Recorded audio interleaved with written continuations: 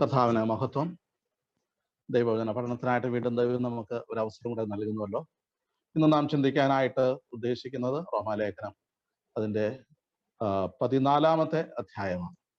ഇന്നത്തെ ബൈബിൾ ക്ലാസ്സിനായിട്ട് കടന്നു വന്നിരിക്കുന്ന എല്ലാ പ്രിയപ്പെട്ടവർക്കും കർത്താവായ യേശു ക്രിസ്തുവിന്റെ നാമത്തിൽ എൻ്റെ സ്നേഹവന്ദനത്തെ പ്രാരംഭമായിട്ട് ഞാൻ അറിയിക്കുകയാണ്. റോമാലേഖനം 14-ാം അധ്യായം അതിൻ്റെ 1 മുതൽ 10 വരെയുള്ള വാക്യങ്ങൾ, 12 വരെയുള്ള വാക്യങ്ങൾ നമുക്ക് വായിച്ച് കേൾക്കാം. റോമാലേഖനം 14-ാം അധ്യായം 1 മുതൽ 12 വരെയുള്ള വേദഭാഗം. സംശയ വിചാരങ്ങളെ വിധിക്കാതെ വിശ്വാസത്തിൽ ബലഹീനനായവനെ ചേർത്തുകൊള്ളു. ഒരുവൻ എല്ലാം തിന്നാമെന്ന് വിശ്വസിക്കുന്നു, ബലഹീനനോ സസ്യാദികളെ തിന്നു. തിന്നുന്നവൻ തിന്നാത്തവനെ ധിക്കരിക്കരുത്, തിന്നാത്തവൻ തിന്നുന്നവനെ വിധിക്കരുത്. ദൈവം അവനെ കൈക്കൊണ്ടിരിക്കുന്നുവല്ലോ. മറ്റൊരുത്തന്റെ ദാസനെ വിധിപ്പാൻ നീ ആർ? അവൻ നിൽക്കുന്നതോ വീഴുന്നതോ സ്വന്തം യജമാനത്രേ. അവൻ നിൽക്കും താനും. അവനെ നിൽക്കുമാറാക്കുവാൻ കർത്താവിന് കഴിയുമല്ലോ. ഒരുവൻ ഒരു ദിവസത്തേക്കാൾ മറ്റൊരു ദിവസത്തെ മാനിക്കുന്നു, വേറൊരുവൻ സകല ദിവസങ്ങളെയും മാനിക്കുന്നു. ഓരോരുത്തൻ താന്താന്റെ മനസ്സിൽ ഉറച്ചിരിക്കട്ടെ. ദിവസത്തെ ആദരിക്കുന്നവൻ കർത്താവിനായി ആദരിക്കുന്നു, തിന്നുന്നവൻ കർത്താവിനായി തിന്നുന്നു. അവൻ ദൈവത്തെ സ്തുതിക്കുന്നുവല്ലോ. തിന്നാത്തവൻ കർത്താവിനായി തിന്നാതിരിക്കുന്നു, അവനും ദൈവത്തെ സ്തുതിക്കുന്നു. നമ്മിൽ ആരും തനിക്കായി തന്നെ ജീവിക്കുന്നില്ല, ആരും തനിക്കായി തന്നെ മരിക്കുന്നതുമില്ല. ജീവിക്കുന്നുവെങ്കിൽ നാം കർത്താവിനായി ജീവിക്കുന്നു, മരിക്കുന്നുവെങ്കിൽ കർത്താവിനായി മരിക്കുന്നു. അതുകൊണ്ട് ജീവിക്കുന്നുവെങ്കിലും മരിക്കുന്നുവെങ്കിലും നാം കർത്താവിനുള്ളവർ തന്നെ. മരിച്ചവർക്കും ജീവിച്ചിരിക്കുന്നവർക്കും കർത്താവ് ആകേണ്ടതിനല്ലോ ക്രിസ്തു മരിക്കുകയും ഉയർക്കുകയും ചെയ്തത്. എന്നാൽ നീ സഹോദരനെ വിധിക്കുന്നത് എന്ത്? അല്ല, നീ സഹോദരനെ ധിക്കരിക്കുന്നത് എന്ത്? നാം എല്ലാവരും ദൈവത്തിന്റെ ന്യായാസനത്തിന് മുമ്പാകെ നിൽക്കേണ്ടി വരും. എന്നാണ് എൻ്റെ മുമ്പിൽ എല്ലാ മുഴങ്കാലും മടങ്ങും, എല്ലാ നാവും ദൈവത്തെ സ്തുതിക്കും എന്ന് കർത്താവ് അരുളി ചെയ്യുന്നു എന്ന് എഴുതിയിരിക്കുന്നുവല്ലോ. ആകയാൽ നമ്മിൽ ഓരോരുത്തൻ ദൈവത്തോട് കണക്ക് ബോധിപ്പിക്കേണ്ടി വരും. വളരെ പ്രസക്തമായിട്ടുള്ള അല്ലെങ്കിൽ ആനുകാലിക പ്രസക്തിയുള്ള ഒരു വിഷയമാണ് അപ്പോസ്തലനായ പൗലോസ് ഇവിടെ കൈകാര്യം ചെയ്തത്.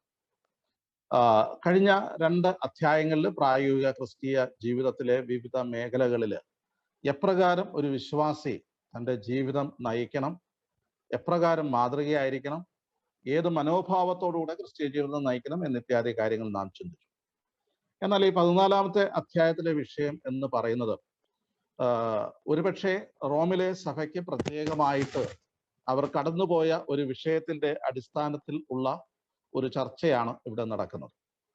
ഇത് റോമിലെ വിശ്വാസികൾക്ക് മാത്രമല്ല, ഇന്നും എന്നും ഏത് കാലത്തും ഉള്ള വിശ്വാസ സമൂഹങ്ങളിൽ, സഭാതലങ്ങളിൽ ഉണ്ടാകുവാൻ സാധ്യതയുള്ള പ്രധാനപ്പെട്ട ചർച്ചാ വിഷയങ്ങൾ ഒന്നു തന്നെയാകുന്നു ഇത്. പലപ്പോഴും ഇത്തരം വിഷയങ്ങൾ വരുമ്പോൾ നാം അതിനകത്ത് വളരെ റിജിഡായിട്ടുള്ള അല്ലെങ്കിൽ വളരെ കർക്കശമായിട്ടുള്ള നിലപാടുകൾ പലപ്പോഴും സ്വീകരിച്ചു പോകുന്നതായിട്ട് കാണുവാൻ സാധിക്കും. അതിൻ്റെ ഫലമായിട്ട് പലർക്കും ഇടർച്ചയും, പലർക്കും വിരോധവും, പലർക്കും നിരാശയും ഒക്കെ ഉണ്ടാകുവാനുള്ള സാധ്യതയുണ്ട്. ദൈവസഭയെ സംബന്ധിച്ചിടത്തോളം നാം ഒരുമിച്ച് ദൈവത്തെ സ്നേഹിക്കുകയും സേവിക്കുകയും കൂട്ടായിട്ട് കർത്താവിനെ ആരാധിക്കുകയും ചെയ്യുമ്പോൾ സഭാജീവിതത്തിൽ കൂടി വരുന്ന എല്ലാവരും ഒരേ അളവിൽ കാര്യങ്ങളെ മനസ്സിലാക്കുന്നവർ ആയിരിക്കണമെന്നില്ല. ഒരുപക്ഷെ ചിലരെ സംബന്ധിച്ചിടത്തോളം തെറ്റായ ചില പരിചയങ്ങൾ, തെറ്റായ ചില വീക്ഷണങ്ങൾ വച്ച് പുലർത്തുന്നവരും അങ്ങനെയുള്ള വീക്ഷണങ്ങളെ മുറുകെ പിടിക്കുകയും അതാണ് ശരി എന്ന് വാദിക്കുകയും ചെയ്യുന്നവരാണ്. എന്നാൽ വേദപുസ്തകത്തിൽ നൽകിയിട്ടുള്ള ആത്മീക പക്വതയുടെ അടിസ്ഥാനത്തിലുള്ള ക്രിസ്തീയ സ്വാതന്ത്ര്യം അല്ലെങ്കിൽ ദൈവം വിശ്വാസിക്ക് വച്ചിരിക്കുന്ന സ്വാതന്ത്ര്യത്തിന്റെ ന്യായപ്രമാണം, അതിനകത്ത് നിലനിൽക്കുവാൻ ദൈവം എല്ലാ വിശ്വാസികളെ കുറിച്ചും ആഗ്രഹിക്കുന്നു. എന്നാൽ അപ്രകാരം എല്ലാ വിശ്വാസികളും ഒരേപോലെ ഈ ക്രിസ്തു നൽകിയിരിക്കുന്ന ആത്മീക സ്വാതന്ത്ര്യത്തിൽ ജീവിക്കുന്നവരല്ല. ഇന്നും ബലഹീനവും ദരിദ്രവുമായിട്ടുള്ള ആദ്യ പാഠങ്ങളിൽ ചിന്തിച്ചും അത് അപ്രകാരമാണെന്ന് വിചാരിച്ചും അതങ്ങനെ വരാവൂ എന്ന് വാശി പിടിച്ചുമൊക്കെ കഴിയുന്ന അനേക വിശ്വാസികൾ ഉണ്ട്. എന്നാൽ അവരുടെ മധ്യത്തിൽ എപ്രകാരമാണ് ഒരു സമാധാനപരമായിട്ടുള്ള ഒരു ക്രിസ്തീയ ജീവിതം നയിക്കേണ്ടത്. അതിനുള്ള പ്രായോഗിക ചിന്തകളാണ് ഈ അധ്യായത്തിൽ നൽകുന്നത്. ഇവിടെ വിശ്വാസത്തിൽ ബലഹീനനായവൻ, സംശയ വിചാരങ്ങൾ എന്നിത്യാദി പദപ്രയോഗങ്ങളുണ്ട്. ഈ വിശ്വാസത്തിലെ ബലഹീനത എന്ന് പറയുന്നത് അവരുടെ രക്ഷയുടെ ഏറ്റക്കുറച്ചിലിനെ കുറിച്ച് പറയുന്ന കാര്യമല്ല. അവർ രക്ഷിക്കപ്പെട്ടവർ തന്നെയാണ്. രക്ഷയ്ക്ക് അടിസ്ഥാനമായിട്ടുള്ള രക്ഷയിക വിശ്വാസം അവരിലുണ്ട്. അവർ വിശ്വാസത്താൽ നീതീകരിക്കപ്പെട്ടവർ തന്നെയാണ്. എന്നാൽ പ്രായോഗിക ക്രിസ്തീയ ജീവിതത്തിൽ വചനത്തിലെ ചില വിഷയങ്ങളോടുള്ള ബന്ധത്തിൽ ചില പ്രത്യേക ധാരണ അവർ വച്ച് പുലർത്തുന്നുണ്ട്. അങ്ങനെയുള്ളവരെ സംബന്ധിച്ചിടത്തോളം ആത്മീക പക്വതയിലേക്ക് വരാതെ വചനത്തിന്റെ ബാലപാഠങ്ങൾ അല്ലെങ്കിൽ വിശ്വാസത്തിന്റെ ബാലപാഠങ്ങൾ മാത്രം അവർ ഉൾക്കൊള്ളുകയും ബാക്കിയുള്ള കാര്യങ്ങളെക്കുറിച്ച് അറിയാതിരിക്കുകയും ചെയ്യുന്നു. അങ്ങനെയുള്ളവരെ ഉദ്ദേശിച്ച് പറയുന്നതാണ് വിശ്വാസത്തിൽ ബലഹീനർ. ഈ വിശ്വാസത്തിൽ ബലഹീനർ എന്ന് ഇവിടെ ഉദ്ദേശിച്ചിരിക്കുന്ന കൂട്ടർ രക്ഷിക്കപ്പെടാത്തവരല്ല, അവർ രക്ഷിക്കപ്പെട്ടവർ തന്നെയാണ്, ദൈവത്തെ സ്നേഹിക്കുന്നവർ തന്നെയാണ്. എന്നാൽ അങ്ങനെയുള്ളവരുടെ സംശയ വിചാരങ്ങൾ, ഇവിടുത്തെ സംശയ വിചാരങ്ങൾ എന്ന് പറയുന്നത് നാം ഈ പറഞ്ഞ പോലെ ഒരു വ്യക്തിയെ സംശയിക്കുന്നതോ അല്ലെങ്കിൽ ഒരു പ്രത്യേക കാര്യത്തെക്കുറിച്ച് സംശയിക്കുന്നതോ അല്ല. പിന്നെയോ വേദപുസ്തകത്തിൽ വെളിപ്പെടുത്തിയിരിക്കുന്നതും അല്ല അനുവദിച്ചിരിക്കുന്നതുമായിട്ടുള്ള പ്രായോഗിക ജീവിത വശങ്ങളിലെ ചില കാര്യങ്ങളെ ചില നിലയിൽ ധരിക്കുകയും ചിന്തിക്കുകയും അത് അപ്രകാരമല്ല എങ്കിൽ അതിനെ സംശയത്തോടെ വീക്ഷിക്കുകയും ചെയ്യുന്ന ഒരു കൂട്ടർ. ഒരു ഉദാഹരണം പറയുകയാണെങ്കിൽ, രക്ഷിക്കപ്പെട്ടവർ എല്ലാവരും വെള്ളവസ്ത്രം ധരിക്കണം എന്ന് ചിന്തിച്ച് ഒരു കൂട്ടരുണ്ട്. അവരതിനകത്ത് വളരെ റിജിഡായിട്ട് ചിന്തിക്കുന്നവരാണ്. ആരാധന യോഗത്തിന് വരുമ്പോൾ വെള്ളവസ്ത്രം ധരിച്ചാലേ അത് സ്വീകാര്യമാകുകയുള്ളൂ എന്ന് ചിന്തിക്കുന്നവർ. എന്നാൽ മറ്റു ചിലരെ സംബന്ധിച്ചിടത്തോളം ഏത് വസ്ത്രവും ഏത് നിറത്തിലുള്ള വസ്ത്രവും അവർക്ക് സ്വീകാര്യമാണ്. ചിലര് ആരാധനയ്ക്ക് വരുമ്പോൾ മുണ്ടും ഷർട്ടും തന്നെ ധരിക്കണം, അല്ലെങ്കിൽ പാൻസും ഷർട്ടും തന്നെ ധരിക്കണം. അങ്ങനെ ചിന്തിക്കുന്ന ആൾക്കാരുണ്ട്. എന്നാൽ മറ്റു ചിലർ ചിന്തിക്കുന്നത് എന്ത് വസ്ത്രമാണെങ്കിലും അതിനകത്ത് ബുദ്ധിമുട്ടില്ല, ടീഷർട്ട് ഇട്ടാലും ബുദ്ധിമുട്ടില്ല എന്ന് ചിന്തിക്കുന്നവരുണ്ട്. അപ്പൊ ചിലര് ഇവിടെ തന്നെ പറഞ്ഞിരിക്കുന്ന രണ്ട് വിഷയങ്ങൾ എന്ന് പറയുന്നത്, ഒന്ന് ഭക്ഷണത്തോടുള്ള ബന്ധത്തിലാണ്. ഭക്ഷണത്തിൽ സസ്യഭക്ഷണമാണ്, വെജിറ്റേറിയൻ ആണ് ദൈവമക്കൾക്ക് യോഗ്യമായിട്ടുള്ള ഭക്ഷണം. അതുകൊണ്ട് മാംസം ഭക്ഷിക്കുന്നവരെ നിരാകരിക്കണം, അവരെ ധിക്കരിക്കണം. അത് ദൈവത്തിന് വെറുപ്പാണ്. ഇനി ഇവിടുത്തെ കോണ്ടെക്സ്റ്റിലെ മാംസം എന്ന് പറയുന്നത്, ആ കാലഘട്ടങ്ങളിൽ ലഭ്യമായിരുന്ന മാംസം എന്ന് പറയുന്നത് റോമൻ പശ്ചാത്തലത്തിൽ നിന്നുകൊണ്ട് അവരുടെ ദേവീ ദേവന്മാർക്ക് അർപ്പിക്കുന്ന മാംസമാണ് എവിടെ കിട്ടുന്നത്? മാർക്കറ്റിൽ കിട്ടുന്നത്. വളരെ റീസെന്റ് ആയിട്ട് ഉള്ള ഒരു ഡെവലപ്മെന്റിൽ നമ്മൾ ചില ഭക്ഷണ രീതികളെ കുറിച്ചൊക്കെ കഴിഞ്ഞ മാസങ്ങളിലൊക്കെ ചർച്ച ചെയ്യുന്നുണ്ട്. ദേവന് അർപ്പിച്ച ഒരു ഭക്ഷണം അതേ മാർക്കറ്റിൽ ലഭിക്കുള്ളൂ, അതേ ഹോട്ടലിൽ ലഭിക്കുകയുള്ളൂ, ബോർഡും വെച്ചിട്ടുണ്ട്, അതേ ലഭ്യമായിട്ടു. അപ്പൊ അങ്ങനെയുള്ള സ്ഥലത്ത് പോയി ഭക്ഷണം കഴിക്കാമോ? അത് നിഷിദ്ധമല്ലേ? ഞാൻ ഒരിക്കലും അത്തരത്തിലുള്ള ഹോട്ടലിൽ കയറി കഴിക്കുകയില്ല എന്ന് ശഠിക്കുന്ന ചിലരുണ്ട്, അങ്ങനെ ചിന്തിക്കുന്നവരുണ്ട്. വേദപുസ്തകം അതിനെക്കുറിച്ച് എന്ത് പറയും? മറ്റൊരു ചിന്ത എന്ന് പറയുന്നത്, ഇതിനകത്ത് പരാമർശിച്ചിട്ടുള്ള മറ്റൊരു വിഷയം എന്ന് പറയുന്നത് ദിവസത്തെ ആചരിക്കുന്നത്.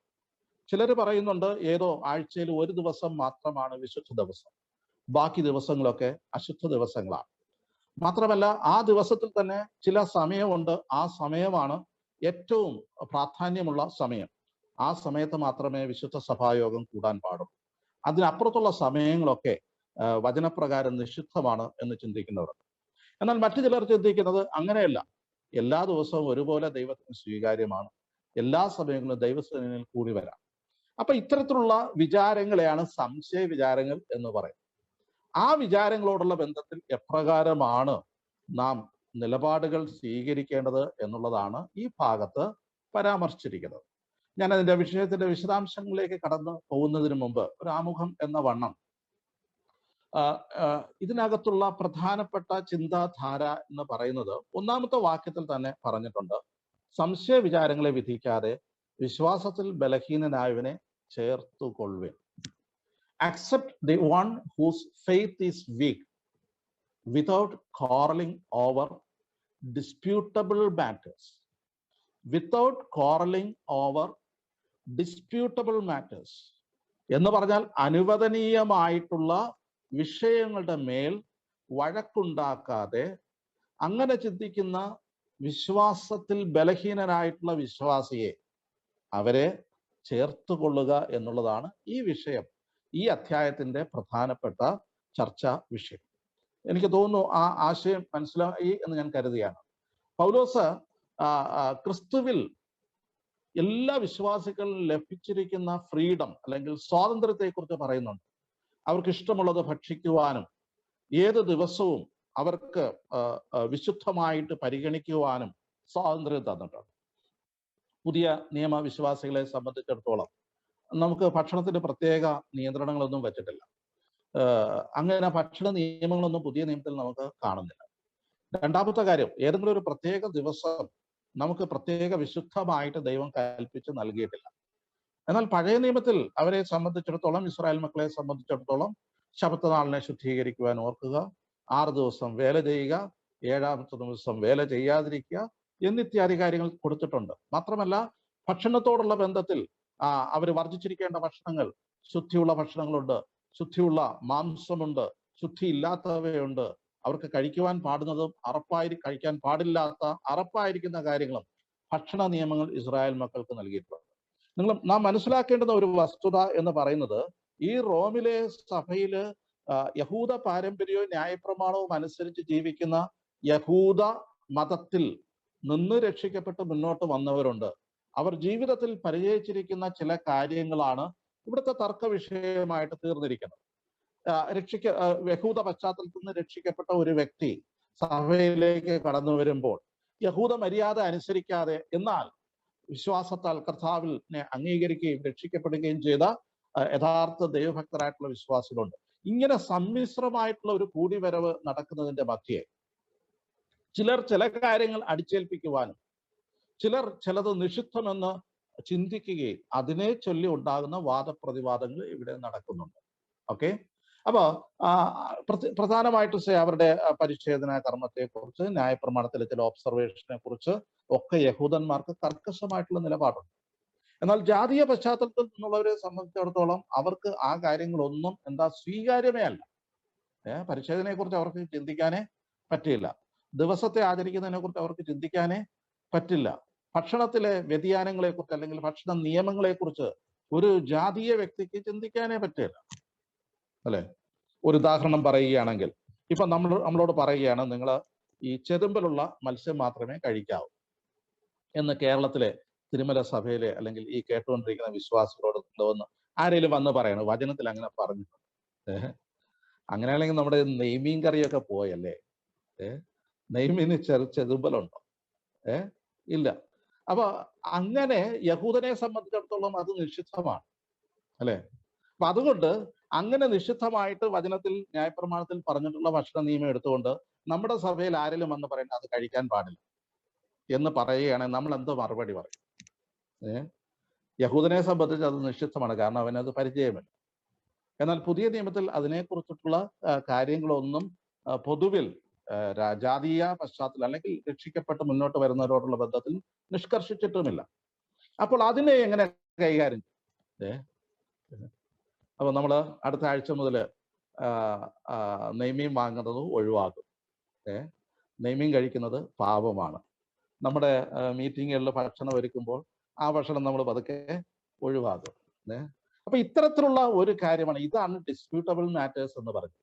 ദൈവം അനുവദിച്ചിട്ടുള്ളതും എന്നാൽ ചിലർ അത് വർജ്യം അല്ലെങ്കിൽ അത് പാടില്ല എന്ന് ചിന്തിക്കുന്നതുമായിട്ടുള്ള കാര്യങ്ങളാണ് ഡിസ്പ്യൂട്ടബിൾ മാറ്റേഴ്സ്. അല്ലാതെ വേദപുസ്തകം സന്നിഗ്ധാവസ്ഥയിൽ പറയുന്ന കാര്യങ്ങളല്ല.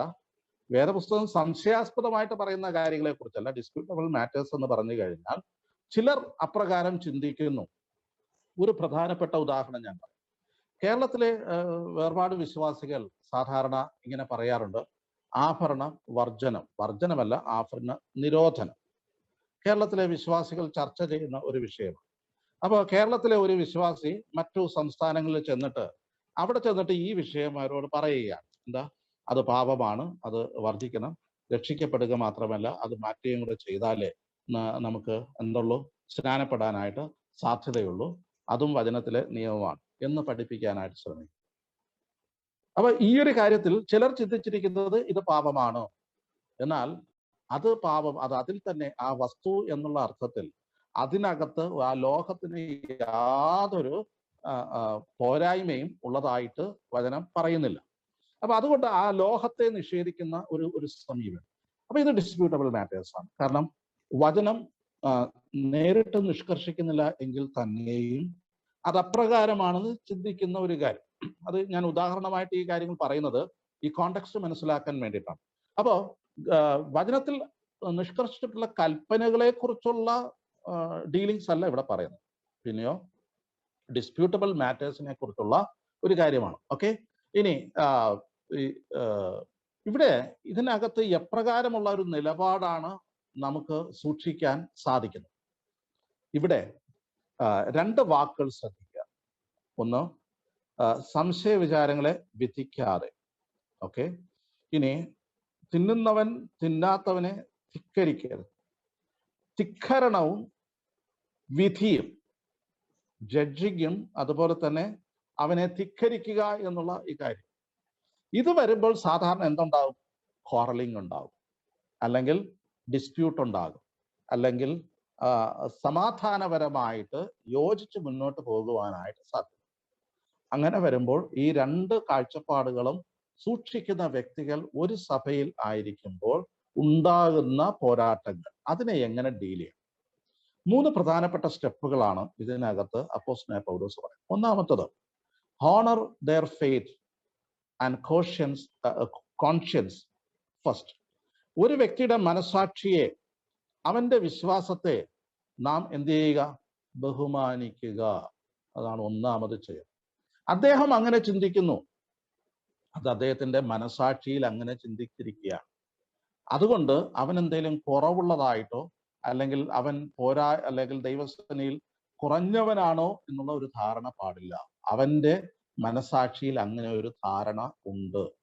ഓക്കെ, അപ്പൊ ആ ധാരണ എന്തിന്റെ അടിസ്ഥാനത്തിലാണ്? ബലഹീനതയുടെ അടിസ്ഥാനം, വിശ്വാസത്തിൽ ബലഹീനരായവരുടെ അടിസ്ഥാനത്തിൽ. എന്ന് പറഞ്ഞാൽ അത് പ്രശംസനീയമായിട്ടുള്ള ഒരു കാര്യമെന്ന്. ക്രിസ്തുവിലുള്ള സ്വാതന്ത്ര്യവും മെച്യൂരിറ്റിയും അത് വചനപ്രകാരം കാത്തു സൂക്ഷിക്കുക എന്നുള്ള ആ ആത്മീക വളർച്ച, പക്വത എല്ലാവരും എത്തിച്ചേരണമെന്ന് ദൈവം ആഗ്രഹിക്കുന്നുണ്ട്. എന്നാൽ എല്ലാവർക്കും ആ ഒരു പക്വത ഇല്ല. അപ്പോ അങ്ങനെയുള്ള കാര്യങ്ങൾ പിടിച്ചുകൊള്ളുന്നവരെ സംബന്ധിച്ച് അവർ വിശ്വാസത്തിൽ ബലഹീനരാണ്. അവർ സ്വാതന്ത്ര്യത്തിന്റെ ന്യായപ്രമാണത്തിൽ നിലനിൽക്കുന്നവരല്ല. എങ്കിൽ പോലും അവരെ എന്ത് ചെയ്യാനായിട്ടുള്ള അവകാശമില്ല. അവരെ തള്ളിക്കളയാനും അതിൻ്റെ പേരിൽ അവരെ നിരോധിക്കുവാനും അവരെ ധിക്കരിക്കുവാനും അവരെ വിധിക്കുവാനും പാടുള്ളതല്ല. അതാണ് ഒന്നാമത്തെ പ്രിൻസിപ്പിൾ. അവരുടെ മനസാക്ഷിയെയും അവരുടെ വിശ്വാസത്തെയും നാം മാനിക്കുക. ഇനി അവരതിൽ തന്നെ നിലനിൽക്കണം എന്ന് നാം ചിന്തിക്കാതിരിക്കുക. നിലനിൽക്കണം, അങ്ങനെ തന്നെ പിടിച്ചോട്ടെ, അല്ലെങ്കിൽ അത് തന്നെ എല്ലായ്പ്പോഴും അവർ കരുതിക്കൊള്ളട്ടെ. എന്നാൽ വചനത്തിന്റെ പഥ്യമായിട്ടുള്ള അല്ലെങ്കിൽ സത്യത്തിലേക്ക് കടന്നു വരുമ്പോൾ നോർമലി സാധാരണ നിലയിൽ ഇത്തരത്തിലുള്ള മുൻവിധികളും നിഷിദ്ധമായിട്ടുള്ള ചിന്താഗതികളും സ്വാതന്ത്ര്യത്തിന് ചേരാട്ടുള്ള ചിന്താഗതികളും എന്ത് ചെയ്യും? ക്രമേണ മാറിപ്പോകും. അത് വചനത്തിന്റെ പരിചയത്തിലൂടെയും പഠനത്തിലൂടെയും ആത്മീക കാഴ്ചപ്പാടിലൂടെയും സ്വരൂപിക്കുന്ന ഒരു കാര്യം.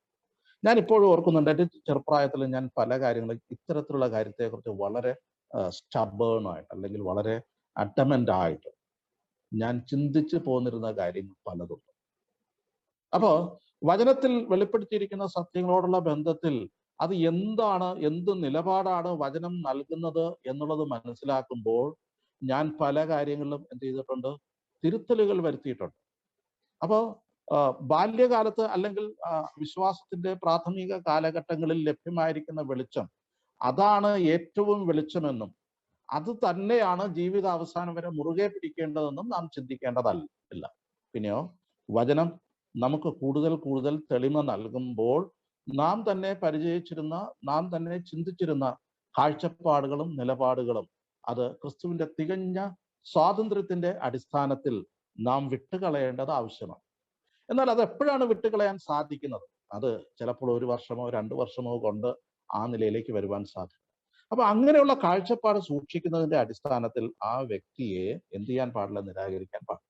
രണ്ടാമത്തെ കാര്യം, അങ്ങനെയുള്ളവരെ കൈക്കൊള്ളുമ്പോൾ അല്ലെങ്കിൽ ചേർത്ത് കൊള്ളുവാനായിട്ട് മെച്യൂർ ആയിട്ടുള്ള വ്യക്തികൾ സൂക്ഷിക്കേണ്ട ഒരു കാര്യം, relinquish freedom to pursue peace and upbuilding എന്ന് പറഞ്ഞു കഴിഞ്ഞാൽ, നമുക്ക് ലഭിച്ചിരിക്കുന്ന സ്വാതന്ത്ര്യം റിലിംഗ്വിഷ് ചെയ്യുക എന്ന് പറഞ്ഞാൽ, ഒരു ബലഹീന വിശ്വാസിയെ ചേർത്ത് പിടിക്കുവാൻ വേണ്ടി ദൈവം എനിക്ക് തന്നിരിക്കുന്ന വെളിച്ചം ആ വ്യക്തിക്ക് ഇടർച്ചയുണ്ടാക്കുന്നു എങ്കിൽ ആ കാര്യത്തിൽ ഞാൻ എന്ത് ചെയ്യുകയാണ്, റിലിംഗ്വിഷ് ചെയ്യുക. എൻ്റെ സ്വാതന്ത്ര്യത്തിന്റെ പ്രമാണം അത് എനിക്ക് ബോധ്യമായിരിക്കുമ്പോൾ തന്നെ ഒരു ബലഹീന വിശ്വാസിയെ കരുതുന്നതിന് വേണ്ടി ഞാൻ അതിൽ നിന്ന് എന്ത് ചെയ്യുന്നു, അവരുടെ മേൽ ഇമ്പോസ് ചെയ്യാതെ അതേസമയം അവരെ ചേർത്തുകൊണ്ട് അവരെ പരിഗണിച്ച് വിശ്വാസത്തിന്റെ പാതയിൽ അപ്ബിൽഡിങ്ങിന് വേണ്ടി, അവരെ പണിയുന്നതിന് വേണ്ടി ഇവിടെ പറഞ്ഞിട്ടുണ്ട്. അപ്പോസ്തലനായ പൗലോസ് പറഞ്ഞിട്ടുള്ള ഒരു കാര്യം എന്ന് പറയുന്നത്, ചിലര് മാംസഭക്ഷണം നിരാകരിക്കുന്നു. അങ്ങനെയുള്ളവർ, അവർക്ക് ഇടർച്ച ഉണ്ടാകാതിരിക്കാൻ വേണ്ടി ഞാൻ എന്ത് ചെയ്യും, ഞാൻ ഒരു നാളും മാംസം ഭക്ഷിക്കുകയില്ല. എന്തൊരു തീരുമാനമാണ് അല്ലേ? അപ്പോസ്തലനായ പൗലോസിന് അറിയാം മാംസം ഭക്ഷിച്ചുകൊണ്ട് കുഴപ്പമൊന്നും ഇല്ല. ഞാൻ അതിലേക്ക് വരുന്നുണ്ട്. എന്നാൽ ആ വിശ്വാസികൾക്ക് ഇടർച്ച ഉണ്ടാകാതിരിക്കാൻ വേണ്ടി ഞാൻ എന്ത് ചെയ്യുന്നില്ല, അത് ഒരു നാളും ചെയ്യില്ല. അപ്പൊ മെച്യൂർ ആയിട്ടുള്ള വിശ്വാസികൾ ചെയ്യേണ്ടത് അവരുടെ ബോധ്യങ്ങൾ സൂക്ഷിക്കുമ്പോൾ തന്നെ ബലഹീന വിശ്വാസിയെ ചേർത്ത് കൊള്ളുവാനായിട്ടും അവരെ വളർത്തിക്കൊണ്ടുവരുവാനായിട്ടും അവരെ നിരാകരിക്കുകയല്ല, അവരെ കൂടെ ചേർത്ത് ബിൽഡ് ചെയ്യുക എന്നുള്ളതാണ് ഇവിടുത്തെ കാര്യം എന്ന് പറയുന്നത്. അതിന് അപ്പോസ്തലനായ പൗലോസ് നൽകുന്ന ചില പ്രിൻസിപ്പിൾസ് എന്ന് പറയുന്നത്,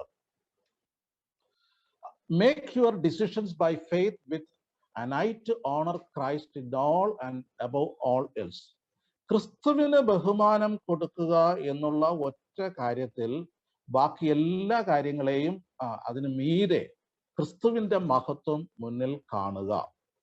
അപ്പൊ ക്രിസ്തുവിന്റെ മഹത്വം എന്ന് പറയുന്നത് ഒരു വ്യക്തി ഇടറിപ്പോകുന്നത്, അല്ലെങ്കിൽ ഒരു വ്യക്തിയെ ധിക്കരിക്കുന്നത്, ഒരു വ്യക്തിയെ ഉപേക്ഷിക്കുന്നത്, അത് ക്രിസ്തുവിന്റെ മഹത്വമല്ല. ക്രിസ്തു എങ്ങനെയാണോ നമ്മെ കൈക്കൊണ്ടിരിക്കുന്നത്, അത് ബലഹീനനെയും ബലവാന്മാരെയും അല്ലെങ്കിൽ വിശ്വാസത്തിൽ ബലഹീനരായവരെയും അല്ലെങ്കിൽ ആത്മീക വളർച്ചയിൽ മുന്നോട്ടുള്ളവരെ എല്ലാവരും ഒരുപോലെ ക്രിസ്തു സ്വീകരിക്കുന്നു. അപ്പൊ ആ ഒരു അടിസ്ഥാനത്തിൽ ക്രിസ്തുവിന്റെ മനസ്സ് സൂക്ഷിക്കുക എന്നുള്ളതാണ്.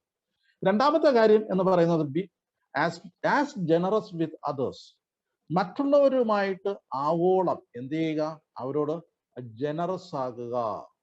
ഓക്കെ, കർത്താവ് നമ്മോട് കാണിച്ചിട്ടുള്ള ആ ജനറോസിറ്റി അവരോടും നാം കാണിക്കുക. ഓക്കെ, അവർ അല്ലെങ്കിൽ വിരുദ്ധമായിട്ടുള്ള കാഴ്ചപ്പാട് സൂക്ഷിക്കുന്നവർ കണക്ക് ബോധിപ്പിക്കേണ്ടത് ആത്മീക പക്വതയുള്ളവർക്കല്ല, പിന്നെ അവര് കണക്ക് ബോധിപ്പിക്കേണ്ടത് ദൈവത്തിനാണ്. ആ ബോധ്യത്തോടുകൂടെ അവരെ നാം സ്വീകരിക്കുക. അവർ ദൈവസേനയിൽ കണക്ക് കൊടുത്തുകൊള്ളും എന്നുള്ളതിനെ കുറിച്ച് നാം മനസ്സിലാക്കുക.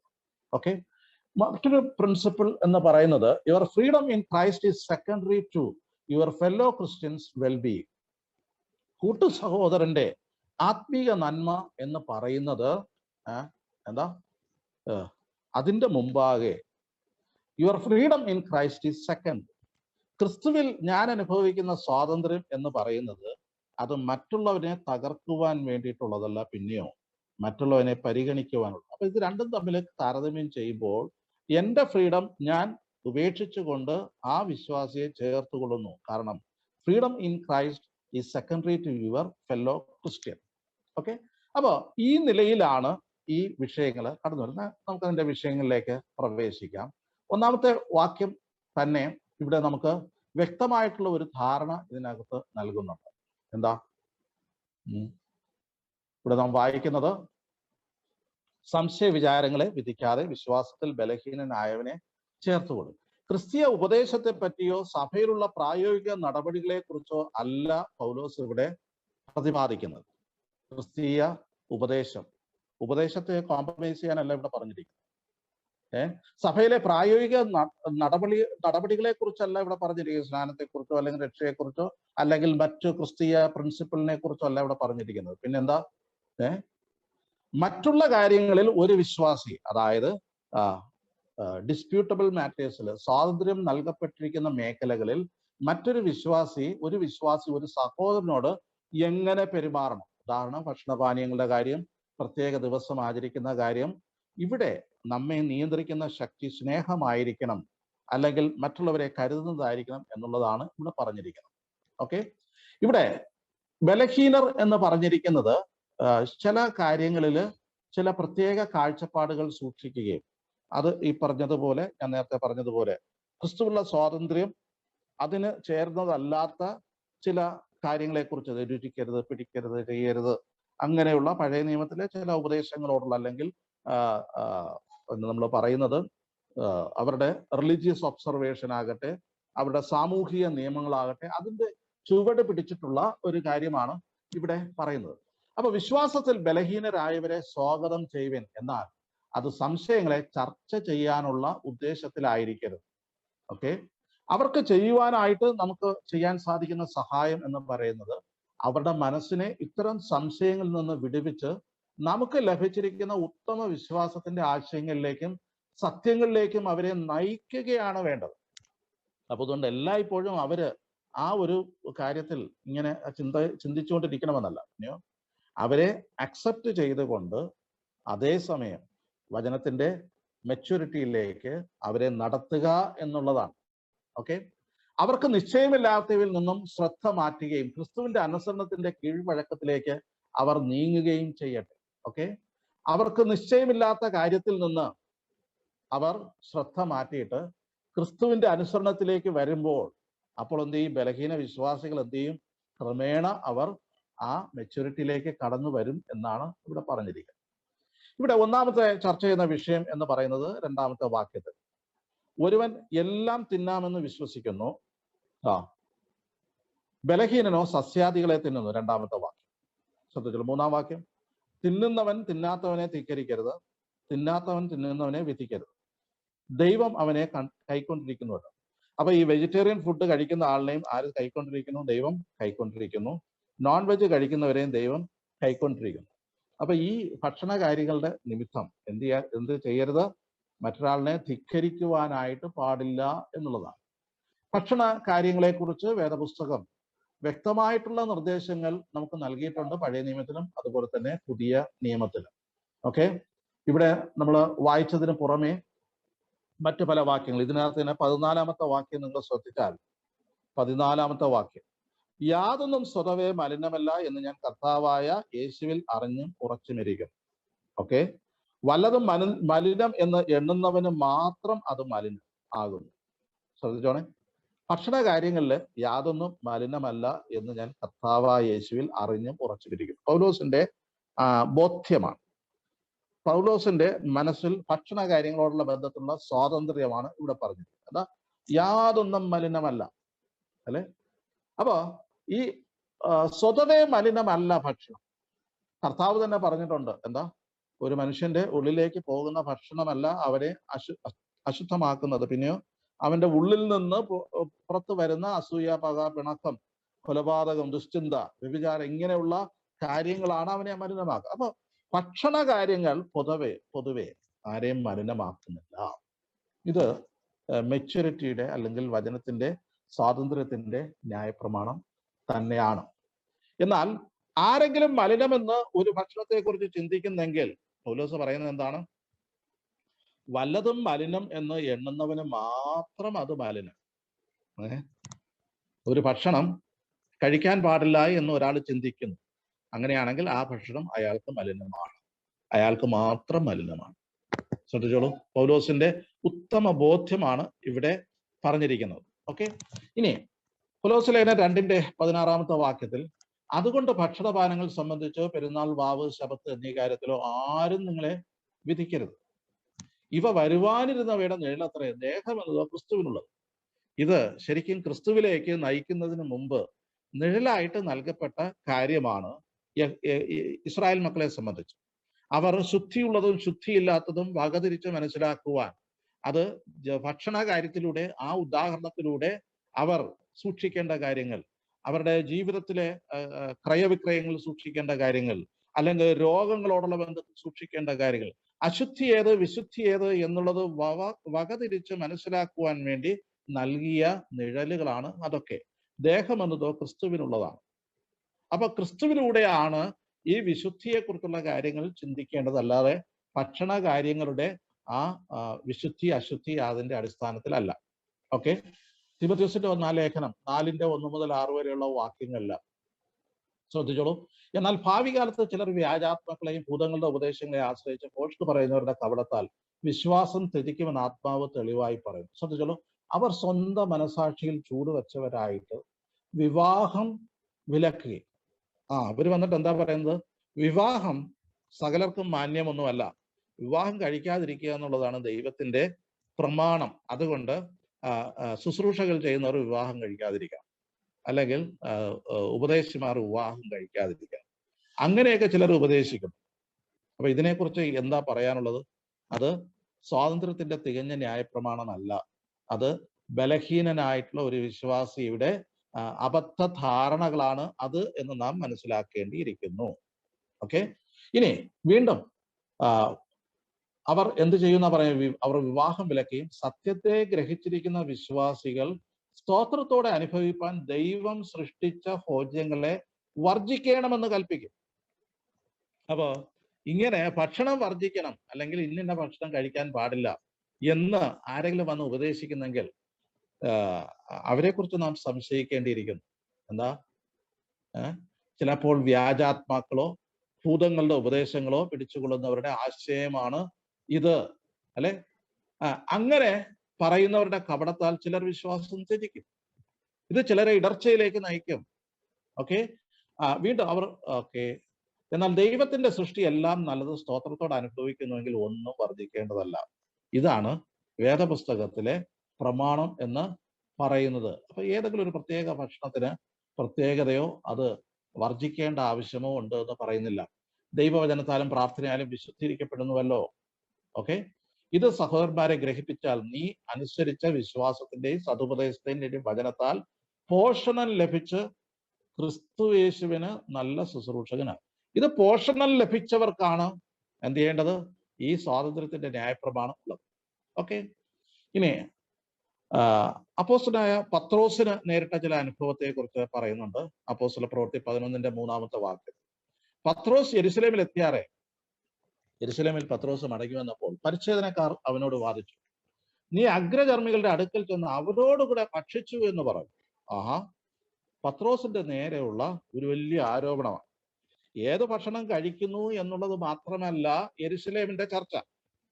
യെരുശലേമിലെ ചർച്ച എന്ന് പറയുന്നത് അഗ്രചർമ്മികളോടുകൂടെ ഒരുമിച്ച് പത്രോസ് ഭക്ഷണത്തിലിരുന്നു.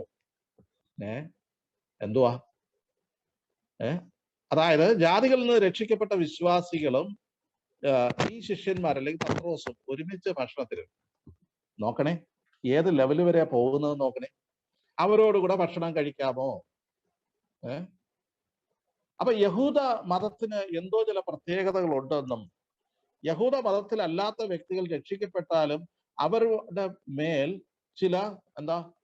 ചില നിഷിദ്ധങ്ങൾ ഉണ്ടെന്നും വിരോധങ്ങൾ ഉണ്ടെന്നും ഉള്ള ഒരു കാഴ്ചപ്പാട് യെരുശലേമിലെ യഹൂദ വിശ്വാസികൾ സൂക്ഷിച്ചിരുന്നു. അതുകൊണ്ടാണ് ഈ അപ്പോസ്തലൻ പോയിട്ട് തിരിച്ചു വന്നപ്പോ എന്ത് ചെയ്തത്? വലിയ ചോദ്യം ചെയ്തത്. പത്രോസ് അങ്ങനെ ചില സന്ദർഭങ്ങളിൽ ഇടപെട്ടിട്ടുമുണ്ട്, പക്ഷമായിട്ട് ഇടപെട്ടിട്ടുണ്ട്. പൗലോസ് അതിനെ എതിർത്തിട്ടുള്ളൂ. അപ്പോ അവരോടുകൂടെ ഭക്ഷണം കഴിക്കാമോ? അപ്പൊ സഭയില് പല വിഭാഗത്തിൽ നിന്ന് വരുന്നവരുണ്ട്. അവരെല്ലാവരും ഒരുമിച്ച് ഭക്ഷണം കഴിക്കാമോ? ഒരേ പാത്രത്തിൽ നിന്ന് ഭക്ഷണം കഴിക്കാമോ? അല്ലെങ്കിൽ ഒരേ അപ്പത്തിന്റെ അംശികളാകാമോ? ഒരേ സഭയിൽ അപ്പം നുറുക്കാമോ? ഇതൊക്കെ ശരിക്കും പറഞ്ഞു കഴിഞ്ഞാൽ ഈ യെരുശലേമിലെ സഭയിൽ ഉണ്ടായിരുന്ന ആദ്യ പാഠങ്ങളിലെ അല്ലെങ്കിൽ യഹൂദ മര്യാദ പ്രകാരമുള്ള ചില കാര്യങ്ങളിലെ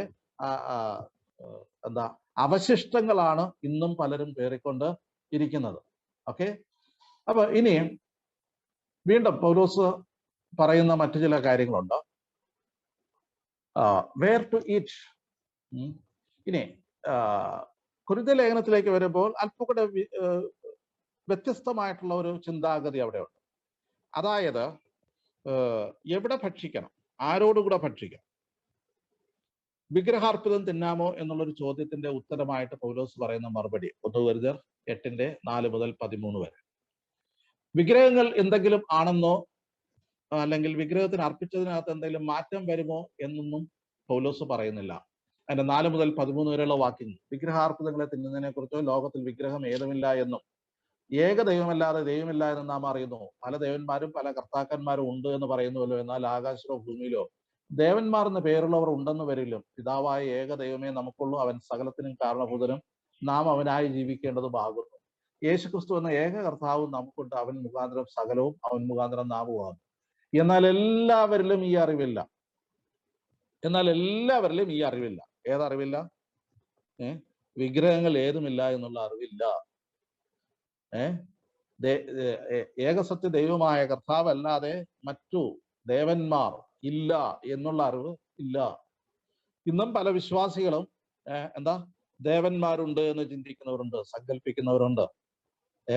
വിഗ്രഹങ്ങൾക്ക് എന്തുണ്ട്?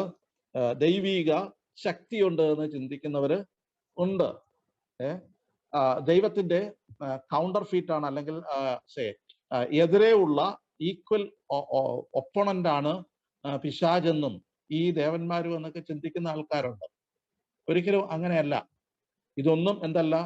ദേവന്മാർ അല്ല, വിഗ്രഹങ്ങൾ ഏതുമല്ല എന്നിവിടെ പറയുന്നു. എന്നാൽ എല്ലാവരിലും ഈ അറിവില്ല. എന്തുകൊണ്ടാണ് അറിവില്ലാത്തത്? അവർക്ക് ഈ ബോധ്യം ഇല്ലാത്തത് കൊണ്ടാണ്. ചിലർ ഇന്ന് വരെ വിഗ്രഹപരിചയം ഹേതുവായി വിഗ്രഹാർപ്പിതം എന്ന് വെച്ച് തിന്നുന്നു. വിഗ്രഹാർപ്പിതം എന്ന് വച്ച് ചിലർ അതിനകത്ത് എന്തോ പ്രത്യേകതയുണ്ട് എന്നുള്ള ബോധ്യത്തോടുകൂടെ തിന്നുന്ന ആൾക്കാരുണ്ട്. അവരുടെ മനസാക്ഷി ബലഹീനമാകിയാൽ മലിനമായി തീരുന്നു. ഇതിനകത്ത് എന്തോ പ്രത്യേകതയുണ്ട് എന്ന് വിഗ്രഹാർപ്പിതത്തെ കുറിച്ച് ചിന്തിച്ച് കഴിക്കുന്നവരെ സംബന്ധിച്ചിടത്തോളം അത് എന്താണ്? അത് അവന്റെ മനസാക്ഷി നിമിത്തം അവൻ ചെയ്യുന്നത് തെറ്റ്. അങ്ങനെ കഴിക്കുന്നെങ്കിൽ തെറ്റ്. അവരുടെ മനസാക്ഷി ബലഹീനമാകിയാലാണ് അത് മലിനമായിട്ട് തീരുന്നത്. എന്നാൽ ആഹാരം നമ്മെ ദൈവത്തോട് അടുപ്പിക്കുന്നില്ല. തിന്നാഞ്ഞാൽ നമുക്ക് നഷ്ടമല്ല, തിന്നാൽ ആദായവുമില്ല. ഇത് ഭക്ഷിച്ചാൽ പ്രത്യേകിച്ച് പ്രത്യേകതകളൊന്നുമില്ല, ഭക്ഷിച്ചില്ല എങ്കിൽ പ്രത്യേകിച്ച് നഷ്ടവും ഇല്ല. ഇതാണ് ഇതിന്റെ മുമ്പിലുള്ള ശരിയായ കാഴ്ച. എന്നാൽ നിങ്ങളുടെ ഈ സ്വാതന്ത്ര്യം ബലഹീനർക്ക് യാതൊരു വിധത്തിലും തടങ്കലായി വരാതിരിക്കാൻ നോക്കുവേ. അപ്പൊ ഈ ഒരു അറിവ് വെച്ചുകൊണ്ട് നാം ബലഹീനരായിട്ടുള്ള വിശ്വാസികളെ സമീപിച്ചാൽ അദ്ദേഹം എന്ത് പറയും? കണ്ടില്ലേ, ഇദ്ദേഹം പറയുന്നു വിഗ്രഹാർപ്പിതം തിന്നാമെന്ന്. അതിനകത്ത് പ്രത്യേകിച്ച് ശക്തിയില്ല, ഒരു കാര്യമില്ല, തിന്നാലൊട്ട് പ്രയോജനമില്ല, തിന്നില്ലെങ്കിൽ ഒരു നഷ്ടവുമില്ല എന്ന് പറഞ്ഞാൽ അങ്ങനെ ഉപദേശിക്കുന്നവൻ എന്തായിട്ട് തീരും? ദുരുപദേശിയായിട്ട് മാറും, ദുരുപദേഷ്ടാവായിട്ട് മാറും. വചനം പറയുന്നുണ്ട് അതിനകത്ത് ഒരു കാര്യമില്ല. എന്നാൽ ഒരു വ്യക്തി ഇങ്ങനെ ചിന്തിക്കുകയാണ്, അതിനകത്ത് എന്തോ ഉണ്ട്, ശക്തി ഉണ്ട് എന്ന് പറഞ്ഞിട്ട് സംശയത്തോടുകൂടെ അത് കഴിക്കുന്നുവെങ്കിൽ അത് സംശയത്തിന്റെ അടിസ്ഥാനത്തിൽ അത് അവന് ദോഷകാരണമായിട്ട് തീരുന്നു, അവൻ കുറ്റക്കാരനായിട്ട് തീർന്നു. അറിവുള്ളവനായി നീ ക്ഷേത്രത്തിൽ ഭക്ഷണത്തിരിക്കുന്ന ഒരുത്തൻ കണ്ടാൽ ബലഹീനനെങ്കിൽ അവന്റെ മനസാക്ഷി വിഗ്രഹാർപ്പിതങ്ങളെ തിന്നുവാൻ തക്കവണ്ണം ഉറക്കയില്ലയോ? അറിവുള്ള നീ എന്ന് പറഞ്ഞു കഴിഞ്ഞാൽ ഈ കാര്യത്തെക്കുറിച്ച് നേരത്തെ പറഞ്ഞ ധാരണ വച്ചു പുലർത്തുന്ന ഒരു വ്യക്തി ക്ഷേത്രത്തിൽ ചെന്ന് ഭക്ഷിക്കുന്നുവെങ്കിൽ ബലഹീന വിശ്വാസി എന്താ വിചാരിക്കും? കണ്ടോ, അവൻ ഭൂതങ്ങളുടെ മേശയിലും കർത്താവിന്റെ മേശയിലും പങ്കാളി ആകുന്നു എന്ന് അവൻ ധരിക്കയില്ലയോ എന്നാണ് ഇവിടെ പറയുന്നത്. ഓക്കെ, അപ്പോ അങ്ങനെ കണ്ടാൽ ബലഹീനന് വിഗ്രഹാർപ്പിതങ്ങളെ തിന്നുവാൻ തക്കവണ്ണം ഉറക്കയില്ലയോ? ആർക്കു വേണ്ടി ക്രിസ്തു മരിച്ചു? ആ ബലഹീന സഹോദരൻ ഇങ്ങനെ നിന്റെ അറിവിനാൽ നശിച്ചു പോകുന്നു. ഇങ്ങനെ സഹോദരന്മാരുടെ നേരെ പാപം ചെയ്ത് അവരുടെ ബലഹീന മനസാക്ഷിയെ ദണ്ഡിപ്പിക്കുമ്പോൾ നിങ്ങൾ ക്രിസ്തുവിനോട് പാപം ചെയ്തു. അപ്പൊ എന്തുകൊണ്ടാണ് വിഗ്രഹാർപ്പിതം ഭക്ഷിക്കാത്തത്? എന്തുകൊണ്ടാണ് ക്ഷേത്രത്തിൽ പോയി ഭക്ഷിക്കാത്തത്?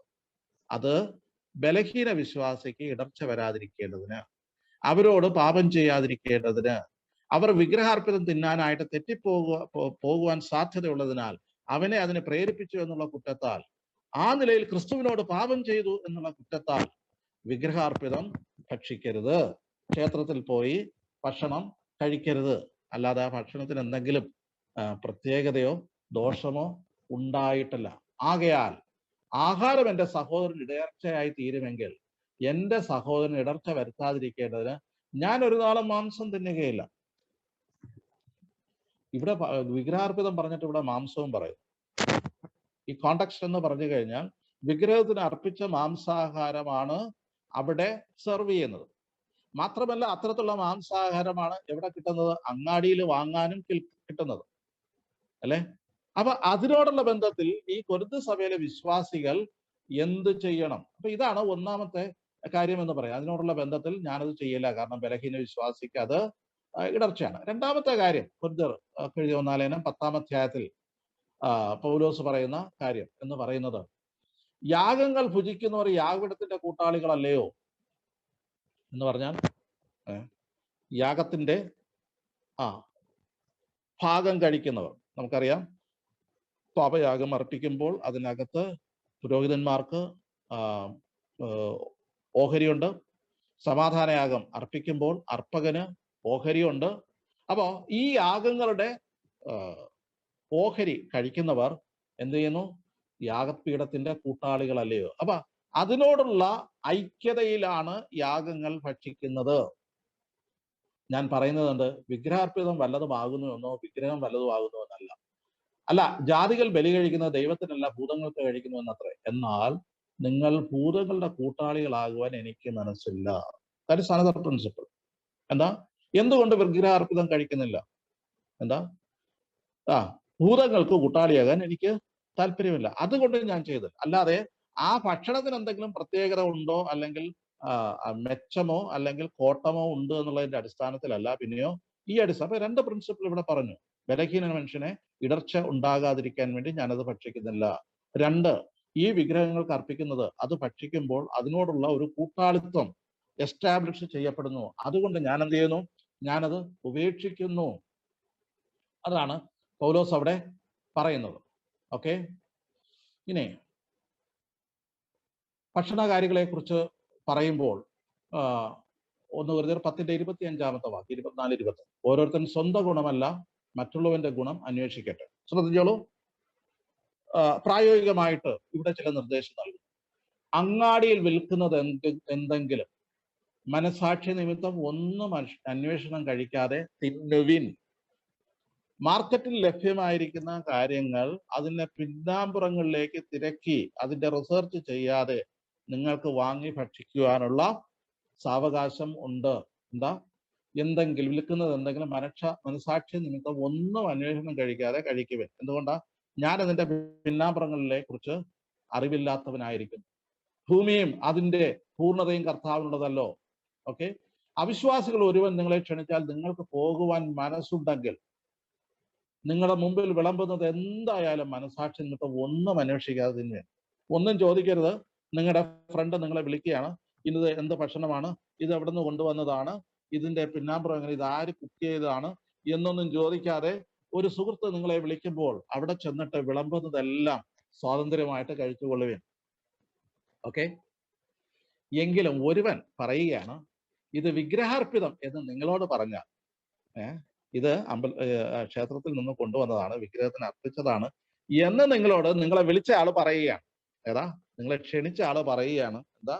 ഇത് ഇന്ന സ്ഥലത്ത് നിന്ന് കൊണ്ടുവന്നതാണ്, അതിന് പ്രത്യേകത ഉണ്ട്, ഞങ്ങളത് വളരെ മാന്യമായിട്ടാണ് സ്വീകരിക്കുന്നത്. അപ്പൊ അങ്ങനെ വിഗ്രഹാർപ്പിതം എന്ന് കൂട്ടുകാരൻ നിന്നോട് പറഞ്ഞ അറിയിക്കുമ്പോഴത്തേക്ക് 2 ഉദ്ദേശമാണ്. അദ്ദേഹം ഏത് മനോഭാവത്തോടുകൂടെ ആ ഭക്ഷണത്തെ സമീപിക്കുന്നു, അതേ മനോഭാവത്തോടുകൂടെ ഞാനും സമീപിക്കണമെന്ന് അവൻ നിഷ്കർഷിക്കുന്നു. അവനത് വെളിപ്പെടുത്തുകയും ചെയ്തു. അപ്പൊ അങ്ങനെ വെളിപ്പെടുത്തിയ മനസാക്ഷി എന്ന് ഞാൻ പറയുന്നത്, അങ്ങനെ എന്ന് നിങ്ങളോട് പറഞ്ഞാൽ, ആ അറിയിച്ചവൻ നിമിത്തവും മനസാക്ഷി നിമിത്തവും തിന്നരുത്. ഈ മനസാക്ഷി എന്ന് പറയുന്നത് അറിയിച്ചവന്റെ മനസാക്ഷി. അറിയിച്ചതിന്റെ ഉദ്ദേശം ഇതിനെന്തോ പ്രത്യേകത ഉണ്ട്, ഞങ്ങൾ ആ നിലയിലാണ് കരുതുന്നത്. അങ്ങനെയാണെങ്കിൽ അറിയിച്ചവന്റെ മനസാക്ഷി എന്ന് പറയുന്നത് അതിനകത്ത് എന്തോ പ്രത്യേകത ഉണ്ട് എന്നുള്ളത്. അതുകൊണ്ട് അത് നിങ്ങൾ കഴിക്കരുത് എന്നാണ് പറയുന്നത്. ഓക്കെ, അപ്പൊ നന്ദിയോടെ അനുഭവിച്ച് സ്തോത്രം ചെയ്ത സാധനം നിമിത്തം ഞാൻ ദുഷിക്കപ്പെടുന്നത് എന്തിന്?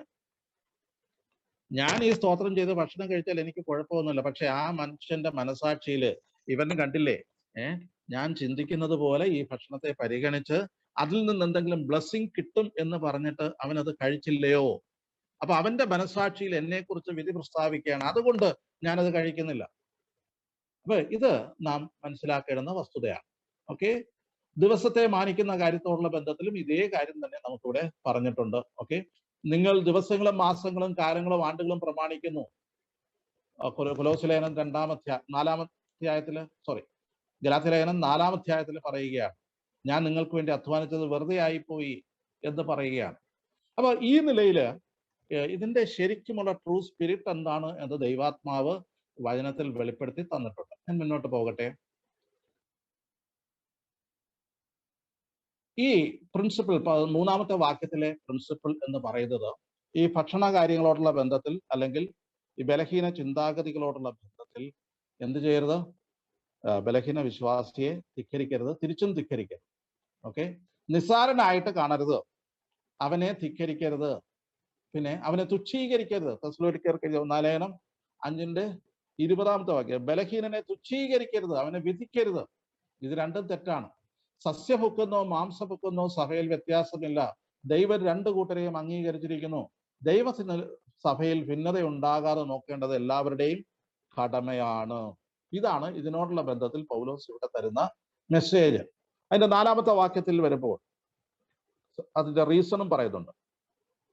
മറ്റൊരുത്തന്റെ ദാസനെ വിധിപ്പാൻ നീയാ, അവൻ നിൽക്കുന്നതോ വീഴുന്നതോ സ്വന്തം യജമാനത്രേ, അവൻ നിൽക്കുന്നതാണ് അവനെ നിൽക്കുമാറാക്കുവാൻ കർത്താവിന് കഴിയുന്നുവല്ലോ. ഇവിടെ ഇത്തരത്തിൽ വിധി കൽപ്പിച്ച് ഇകഴ്ത്തി കാണുമ്പോൾ നാം ആരെയാണ് അപ്രകാരം ചെയ്യുന്നത്? നാം എല്ലാവരും കർത്താവിന്റെ ദാസന്മാരാണ്. ഓക്കെ, എല്ലാവരും കർത്താവിന്റെ ദാസന്മാരാണ്. അതുകൊണ്ട് ഓരോരുത്തരെയും നിർത്തുവാനായിട്ട് കർത്താവ് ശക്തനാണ്, കർത്താവിന് മനസ്സാണ്. അതുകൊണ്ട് നമ്മൾ ആരും മറ്റുള്ളവരേക്ക് ഇടർച്ചയുണ്ടാകുവാൻ കാരണക്കാരാകരുത്.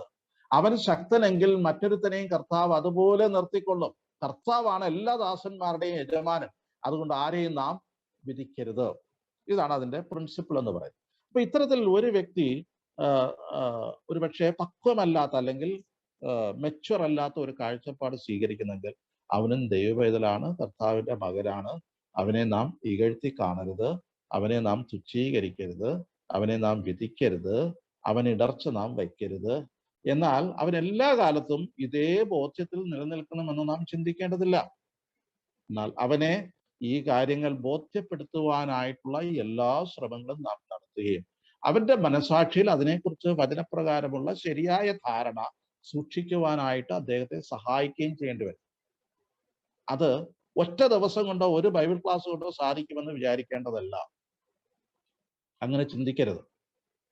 അങ്ങനെ ചിന്തിച്ചു കഴിഞ്ഞാൽ ഒരുപക്ഷെ നമ്മുടെ ഒറ്റ ദിവസം കൊണ്ട് തന്നെ അദ്ദേഹം എന്ത് ചെയ്യും? അദ്ദേഹത്തിന് ഇടർച്ച ഉണ്ടാകുകയും ഒരുപക്ഷെ കൂട്ടായ്മ വിട്ടുപോകുവാൻ സാധ്യതയുണ്ട്.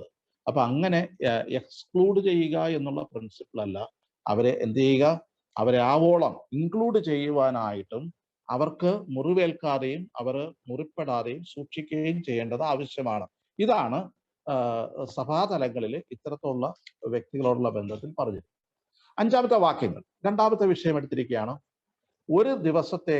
ഒരുവൻ ഒരു ദിവസത്തേക്കാൾ മറ്റൊരു ദിവസത്തെ മാനിക്കുന്നു, വേറൊരുവൻ സകല ദിവസങ്ങളെ മാനിക്കുന്നു. ഓരോരുത്തരും താൻ തന്നെ മനസ്സിൽ ഉറച്ചിരിക്കുന്നു. ഇത് ശരിക്കും നമ്മുടെ മധ്യത്തിൽ ചർച്ച ചെയ്യപ്പെടുന്ന ഒരു വിഷയം. ഏത് ദിവസമാണ് നല്ല ദിവസം? വിശുദ്ധ ദിവസം ഏതാണ്? വിശുദ്ധ സഭായോഗം കൂടേണ്ട ദിവസം അത് വിശുദ്ധ ദിവസം തന്നെ ആയിരിക്കണം.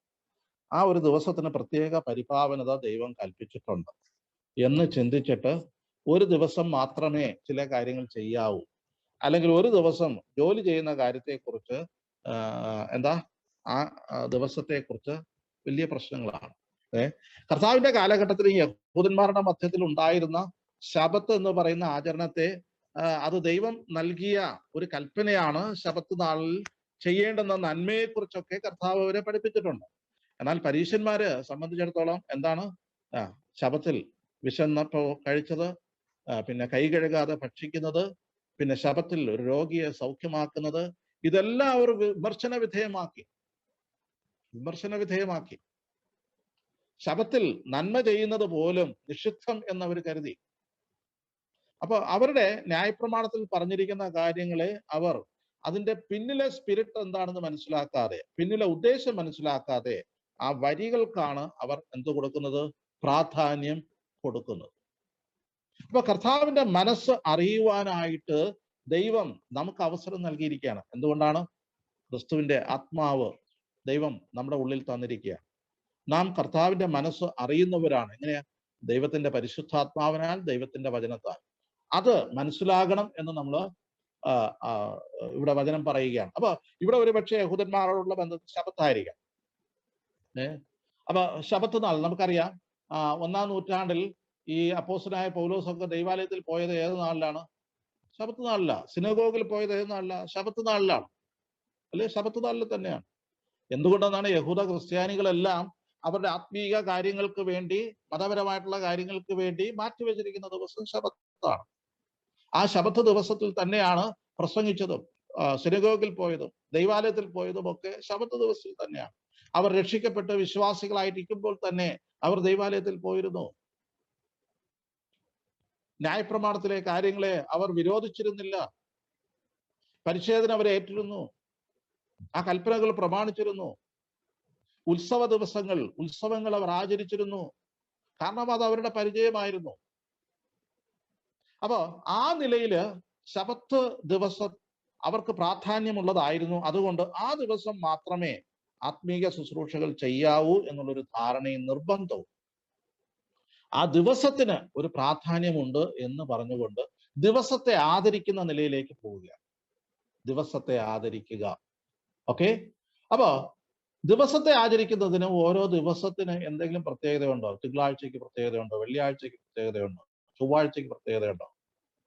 ലോകമനുഷ്യർ അതിനെക്കുറിച്ച് വിവിധ കാഴ്ചപ്പാടുകൾ സൂക്ഷിക്കും. യഹൂദൻ അതിനെക്കുറിച്ച് വിവിധ കാഴ്ചപ്പാട് സൂക്ഷിക്കും. ദൈവവേദന്റെ കാഴ്ചപ്പാട് എന്താണ്? ഓക്കെ. ക്രിസ്തീയ വിശ്വാസത്തിൽ ഈ ശബത്തിന്റെ ആചരണത്തിനും ഉത്സവങ്ങളുടെ ദിവസങ്ങളുടെ ആചരണത്തിനും വാവുകളിലെ ശുശ്രൂഷകൾക്കുമൊക്കെ യഹൂദന് പ്രാധാന്യം ഉണ്ടായിരുന്നുവെങ്കിൽ ക്രിസ്തീയ ഗോളത്തിൽ അതിന് യാതൊരു പ്രസക്തിയും ഇല്ല. ഒരു പ്രസക്തിയുമില്ല. ഒരു ദിവസത്തിനും പ്രത്യേകമായിട്ടുള്ള പരിഗണന ദൈവം നൽകുന്നില്ല. ഏത് ദിവസവും വിശുദ്ധമായിട്ട് ചിന്തിക്കുവാനും ഏത് ദിവസവും ആത്മീക ശുശ്രൂഷകൾ ചെയ്യുവാനും വിശ്വാസികൾക്ക് സ്വാതന്ത്ര്യമുണ്ട്. ഇതാണ് തികഞ്ഞ ന്യായപ്രമാണം, അല്ലെങ്കിൽ സ്വാതന്ത്ര്യത്തിന്റെ ന്യായപ്രമാണം. ഇതാണ് ഒരു മെച്യൂർ ആയിട്ടുള്ള ഒരു വിശ്വാസിയെ കുറിച്ച് ദൈവം സങ്കല്പിക്കുക അല്ലെങ്കിൽ ചിന്തിക്കുന്നത്. എന്നാൽ എല്ലാവരും ഈ ചിന്താഗതിക്കാരാണ്? ഇല്ല, എല്ലാവരും ഈ ചിന്താഗതിക്കാരല്ല. കാരണം ചിലർ എന്ത് ചെയ്യുന്നു? ഒരു ദിവസത്തിന് മറ്റു ദിവസത്തേക്കാൾ എന്തോ പ്രാധാന്യമുണ്ടെന്ന് ചിന്തിക്കുന്നു. അത് മെച്ചമായിട്ടുള്ള ആർഗ്യുമെന്റ് എന്നല്ല, അത് വിശ്വാസത്തിൽ ബലഹീനനായവന്റെ ആർഗ്യുമെന്റ് ആണ്. പക്ഷെ എങ്കിൽ പോലും അങ്ങനെ ചിന്തിക്കുന്നവരെ എന്ത് ചെയ്യാൻ പാടില്ല എന്നാ പറയുന്നത്? അവരെ ധിക്കരിക്കുവാനോ അല്ലെങ്കിൽ അവർക്ക് ഇടർച്ച വരുവാനോ പാടില്ല. ഇവിടെ പറഞ്ഞിരിക്കുന്നത് 6-ാം വാക്യം. ഓക്കെ. താൻ മനസ്സിൽ ഉറച്ചിരിക്കട്ടെ, ദിവസത്തെ ആദരിക്കുന്നവൻ കർത്താവിനായി ആദരിക്കുന്നു, തിന്നുന്നവൻ കർത്താവിനായി തിന്നുന്നു. അവൻ ദൈവത്തെ സ്തുതിക്കുന്നുവല്ലോ, തിന്നാത്തവൻ കർത്താവിനായി തിന്നാതിരിക്കുന്നു, അവനും ദൈവത്തെ സ്തുതിക്കുന്നു. ഓക്കെ, ശ്രദ്ധിച്ചോണേ. ഇവിടെ പറഞ്ഞിരിക്കുന്നത് അവൻ ആ ദിവസത്തെ പ്രത്യേകതയുള്ളതായിട്ട് പരിഗണിക്കുന്നത് ഏത് ബോധം നിമിത്തമാണ്? ക്രിസ്തുവിനോടുള്ള ബോധം നിമിത്തമാണ് അവൻ അത് ചിന്തിക്കുന്നത്. അവിടെ അവൻ ദൈവത്തെ മഹത്വപ്പെടുത്തുവാനാണ് അവൻ അങ്ങനെ ചിന്തിക്കുന്നത്. എന്നാൽ എല്ലാ ദിവസവും വിശുദ്ധമാണെന്ന് ചിന്തിക്കുന്നവൻ അവനും ദൈവത്തോടുള്ള ബോധം നിമിത്തമാണ് അവനത് ചിന്തിക്കുന്നത്. അതിനകത്ത് യാതൊരു തെറ്റുമില്ല. പക്ഷെ ഇത് എന്തിനൊരു കാരണമായിട്ട് തീരരുത്? ഒരു വ്യക്തിയെ ഇടർച്ചയ്ക്കോ ഇകഴ്ത്തി കാട്ടുന്നതിനോ കാരണമായിട്ട് തീരരുത്. എന്നാൽ ഈ ബലഹീന വിശ്വാസത്തിൽ ഇരിക്കുന്നവൻ ആ പക്വതയിലേക്ക് വരേണ്ടത് ആവശ്യമാണ്. അതിനായിട്ട് അവനെ സഹായിക്കേണ്ടതും ആവശ്യമാണ്. അപ്പൊ ഇവിടെ വിരോധത്തിന്റെയോ അല്ലെങ്കിൽ അവരെ നിഷേധത്തിന്റെയോ കാരണമല്ല. കൂട്ടായ്മയിൽ ഇങ്ങനെയുള്ളവർ ഒരുമിച്ച് കൂടാൻ പാടില്ല, അവരെ രണ്ട് സഭക്കാരായി, അങ്ങനെയല്ല. അപ്പൊ ഇത്തരത്തിലുള്ള കാഴ്ചപ്പാടുകൾ, വിവിധ കാഴ്ചപ്പാടുകൾ വച്ച് പുലർത്തുന്നവരെ സഹിഷ്ണുതയോടുകൂടെ അക്കോമഡേറ്റ് ചെയ്യണം എന്ന് തന്നെയാണ് പറയുന്നത്. അതാണ് ക്രിസ്തീയ സ്നേഹം അല്ലെങ്കിൽ ക്രിസ്തീയ പ്രമാണം എന്ന് പറയുന്നത്. ഓക്കെ. ദിവസത്തെ ആചരിക്കുന്നതിനോടുള്ള ബന്ധത്തിൽ പൗലോസിന്റെ അഭിപ്രായം കൊലോസ്യ ലേഖനം 2-ാം അധ്യായത്തിൽ നേരത്തെ വായിച്ച ഭാഗത്തിൽ നമുക്ക് നൽകിയിട്ടുണ്ട്. ഞാൻ അതിലേക്ക് വരുന്നില്ല. ഓക്കെ. ആഴ്ചവട്ടത്തിന്റെ അപ്പോസ്തല പ്രവൃത്തിയിലെ 20-ാമത്തെ വാക്യം, ആഴ്ചവട്ടത്തിന് 1-ാം ദിവസം അപ്പം നുറുക്കുവാൻ കൂടി വന്നു. അതിനകത്ത് തെറ്റൊന്നുമില്ല, അതിനകത്ത് തെറ്റുണ്ടെന്ന് ആരും പറയുന്നുമില്ല. ഓക്കെ. അപ്പൊ ആ 1-ാം ദിവസത്തിന് സാങ്ക്ടിറ്റി ഉള്ളതായിട്ടോ 7-ാം ദിവസത്തിന് പ്രത്യേകത ഉള്ളതായിട്ടോ സഭ ആചരിക്കുന്നതായിട്ടോ നിർദ്ദേശിക്കുന്നില്ല. അത്തരം നിർദ്ദേശം വേദപുസ്തകത്തിൽ ഇല്ലതാണ്. അപ്പൊ എന്തുകൊണ്ട് ആഴ്ചവട്ടത്തിന് 1-ാം ദിവസം? അതിന്റെ കാരണങ്ങൾ 7 കാരണങ്ങളൊക്കെ പറയുന്നു. ആ കാരണങ്ങൾക്കൊന്നും ദൈവവചനത്തിൽ അടിസ്ഥാനപ്പെട്ട പ്രസക്തിയൊന്നുമില്ല. പക്ഷെ ആ ദിവസം ആചരിക്കുന്നതിന് ഒരു കുഴപ്പമില്ല. പിറ്റേ ദിവസം ആയിപ്പോയാലും ഒരു പ്രശ്നവും ഇല്ല. പക്ഷെ ചിലര് ഈ ഒരു വാക്യമുള്ളത് കൊണ്ട് ഇതാണ് പ്രമാണം എന്ന് ചിന്തിച്ചിരിക്കുന്നു. അങ്ങനെയുള്ളവരെ എന്ത് ചെയ്യേണ്ട കാര്യമല്ല, വിരോധിക്കേണ്ട കാര്യമില്ല. അവരാ പിടിവാശി ഉപേക്ഷിക്കേണ്ടതും ആവശ്യമാണ്. അത് ക്രിസ്തുവിന്റെ പരിജ്ഞാനത്തിലേക്ക് വരുമ്പോൾ അത് മാറേണ്ടത് ആവശ്യമാണ്. 6-ാമത്തെ വാക്യം നമ്മൾ വായിച്ചു. ഓക്കെ, ആദരിക്കുന്നു, തിന്നുന്നു, തിന്നാതിരിക്കുന്നു, ഇതിനെല്ലാം ഓരോരുത്തരും കർത്താവിന് എന്ത് കൊടുക്കണം? കണക്ക് കൊടുക്കണം. കണക്ക് കൊടുക്കണം. അപ്പൊ എന്ത് ചിന്തിക്കുന്നു, എന്തുകൊണ്ട് തിന്നുന്നു, എന്തുകൊണ്ട് തിന്നാതിരിക്കുന്നു, അല്ലെങ്കിൽ എന്തുകൊണ്ട് ഒരു ദിവസം മെച്ചമാണെന്ന് കരുതുന്നു, എന്തുകൊണ്ട് എല്ലാ ദിവസവും മെച്ചമാണെന്ന് കരുതുന്നു, ഈ കാര്യത്തിനൊക്കെ എന്തുണ്ട്? അന്യോന്യമല്ല കണക്ക് കൊടുക്കേണ്ടത്. എക്സ് വൈക്കല്ല കണക്ക് കൊടുക്കേണ്ടത്, വൈ എക്സിനല്ല, വൈ ഇസഡിനല്ല കണക്ക് കൊടുക്കേണ്ടത്, അന്യോന്യമല്ല കണക്ക് കൊടുക്കേണ്ടത്. അപ്പൊ ഈ കണക്ക് എന്താ? ഓരോരുത്തൻ ദൈവസന്നിധിയിൽ കൊടുക്കേണ്ടുന്ന കണക്കാണ്. അത് ദൈവസന്നിധിയിൽ അവര് ബോധ്യപ്പെടുത്തിക്കൊള്ളേണ്ടത് ആവശ്യമാണ്. എന്നാൽ സഭയുടെ ആത്മീക വർധനയ്ക്ക് എന്താ? നമ്മുടെ ഓരോരുത്തരുടെയും പ്രവർത്തനം സഹായകരമായിരിക്കണം. 17-ാമത്തെ വാക്യത്തിൽ പറയുന്നുണ്ട് എന്താ? നിങ്ങളുടെ നന്മയ്ക്ക് ദൂഷണം വരുത്തരുത്. നിങ്ങളുടെ നന്മയ്ക്ക്, 16-ാമത്തെ വാക്യം, നിങ്ങളുടെ നന്മയ്ക്ക് ദൂഷണം വരുത്തരുത്. നിങ്ങളുടെ നന്മ ദൂഷണത്തിന് കാരണമാകരുത്, അതൊരു ദോഷത്തിന് കാരണമാകരുത്. എന്തുകൊണ്ടാണ്? ദൈവരാജ്യം ഭക്ഷണവും പാനീയവുമല്ല, നീതിയും സമാധാനവും പരിശുദ്ധാത്മാവിൽ സന്തോഷവുമാണ്. നീതി, സമാധാനം, സന്തോഷം.